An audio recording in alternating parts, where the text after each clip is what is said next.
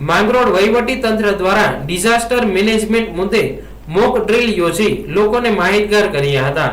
માંગરોળ બંદર ખાતે મામલતદાર સહિત વહીવટી અધિકારીઓ, તાલુકા વિકાસ અધિકારી, coast guard team, marine police, આરોગ્ય ટીમની ઉપસ્થિતિમાં ડિઝાસ્ટર મેનેજમેન્ટ અન્વયે સ્થાનિક માછીમારોને પ્રાથમિક માહિતી આપી માહિતગાર કર્યા હતા।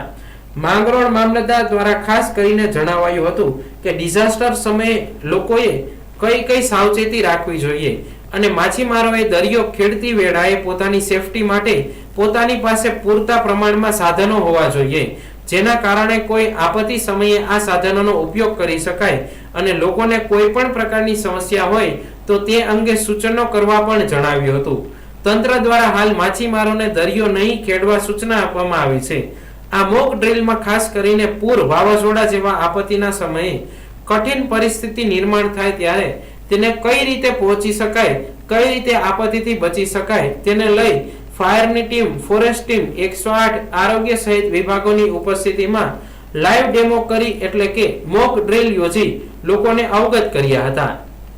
આજરોજ માંગરોળ તાલુકાના બંદર વિસ્તારમાં આપણે ડિઝાસ્ટર મેનેજમેન્ટ અન્વયે એક મોક ડ્રીલનું આયોજન કર્યું છે। આ મોક ડ્રીલ પહેલાં આપણે તમામ લોકોને એકત્રિત કરી અને આ મોક ડ્રીલ વિશે પ્રાથમિક માહિતી આપી, ડિઝાસ્ટર સમયે શું સાવચેતી રાખવી એના વિશે લોકોને અવગત કર્યા। ઇન્ડિયન કોસ્ટ ગાર્ડની ટીમ આપણી સાથે ઉપસ્થિત હતી, એમણે પણ લોકોને સાવચેત અને સચેત રહેવા માટે જણાવ્યું છે। લાઈફ સેવિંગ જેકેટ, બીજા જે અમુક ઇન્સ્ટ્રુમેન્ટ હોય છે એના વિશે તમામ લોકોને માહિતી આપી છે।